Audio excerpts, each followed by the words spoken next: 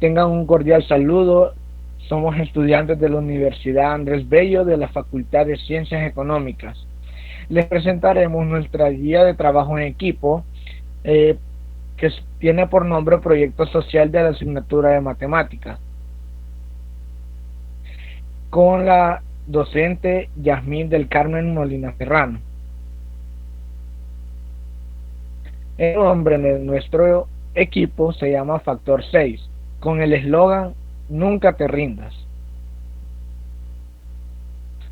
Los integrantes que conforman este equipo son mi persona, Henry Daniel Gutiérrez González, mi compañero Guillermo Osiris Oliva Platero y mi compañera Jocelyn Maribel Ramírez González.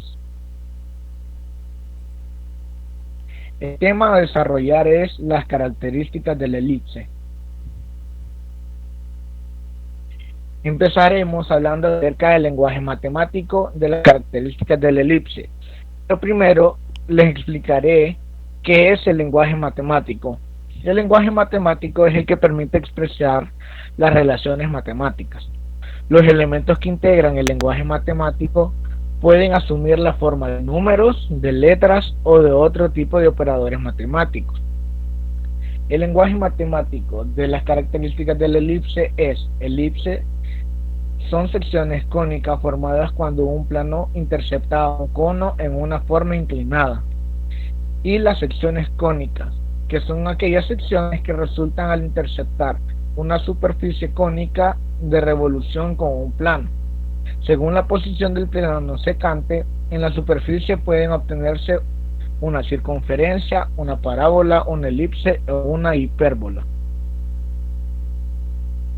Los autores principales de la elipse son: el número uno es Arquímedes, que en su libro sobre las con conoides y esferoides, Arquímedes calculó el área de la elipse. Este es un ejemplo de demostración rigurosa por doble reducción al absurdo. Una elipse tiene dos focos y la suma de las distancias de cualquier punto de la elipse a los dos focos es una constante. El otro autor importante y de los más conocidos es Apolonio de Perga. Apolonio de Perga fue un matemático y astrónomo griego, famoso por su obra sobre las secciones cónicas. Él fue quien dio el nombre de elipse, el nombre de parábola, el nombre de hipérbola a las figuras que conocemos. También logró solucionar la ecuación general de segundo grado por medio de la geometría cónica. Antecedentes históricos e importantes. En 1602, Kepler creía que la órbita de Marte era ovalada, aunque más tarde descubrió que se trataba de una elipse con el Sol en un foco. De hecho, Kepler introdujo la palabra focus y publicó su descubrimiento en 1609. Así creó las leyes de Kepler, un hecho importante en la historia de la humanidad, ayudando a comprender más el espacio. La primera ley de Kepler establece que todos los planetas se mueven alrededor del Sol, describiendo una trayectoria elíptica. Otro hecho importante es que Apolonio de Perga, este personaje, presentó una serie de volúmenes de la obra Las Cónicas, donde en el tercer volumen habla sobre la elipse. La elipse es el lugar geométrico de los puntos cuya suma de distancia a dos puntos fijos llamado focos es constante. El hecho, otro hecho importante es que el cometa Halley en 1705 demostró que el cometa que ahora lleva su nombre trazaba una órbita elíptica alrededor del Sol. Teorías, reglas y teoremas. La elipse, como su concepto lo dice, lugar geométrico de dos puntos cuya suma de distancias a dos puntos fijos es constante. Los puntos fijos se llaman focos. Sería foco 1 y foco 2.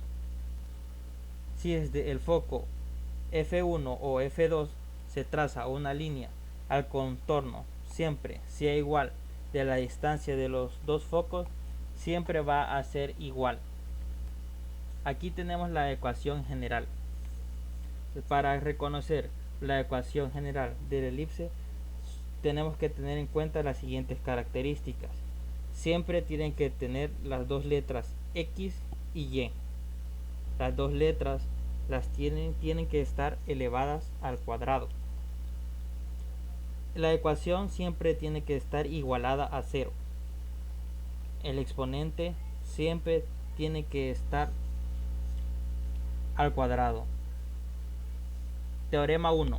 Ecuación de una elipse con centro en 0,0, focos en 0 más menos y eje mayor a lo largo del eje Y. Para conocer esta ecuación tenemos que tener en cuenta que también son llamadas como ecuaciones ordinarias o ecuaciones cónicas con centro en 0,0. Tienen que ser dos fracciones que estén sumadas e igualadas a 1 con el centro en 0,0. Tenemos que identificar que la letra X y Y siempre van a estar sobre B sobre A, que en los casos de ejercicio serán representados por otros números. ¿Cómo saber si una elipse es vertical o horizontal? Dependiendo si en este caso B está sobre A está sobre Y, esto significa que el eje mayor está guiado a la Y. En este caso sería vertical. Teorema 2. Ecuación de una elipse con centro en 0,0, focos en más menos C, menos 0 y eje mayor a lo largo del eje X. Las características para reconocer si una elipse es horizontal, en este caso vemos que A está abajo de X.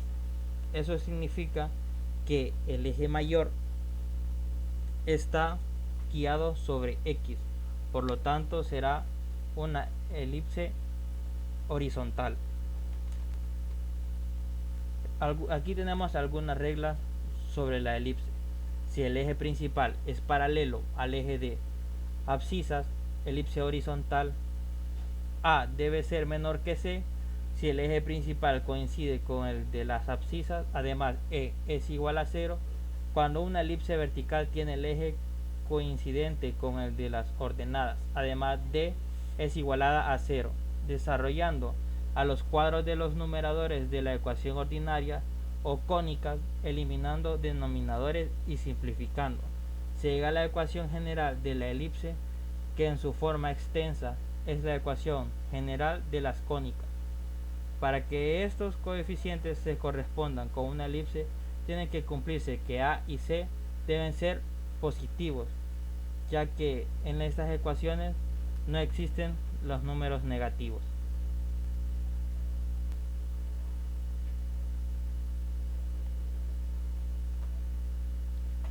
¿Cómo las encontramos en la vida diaria? Vale.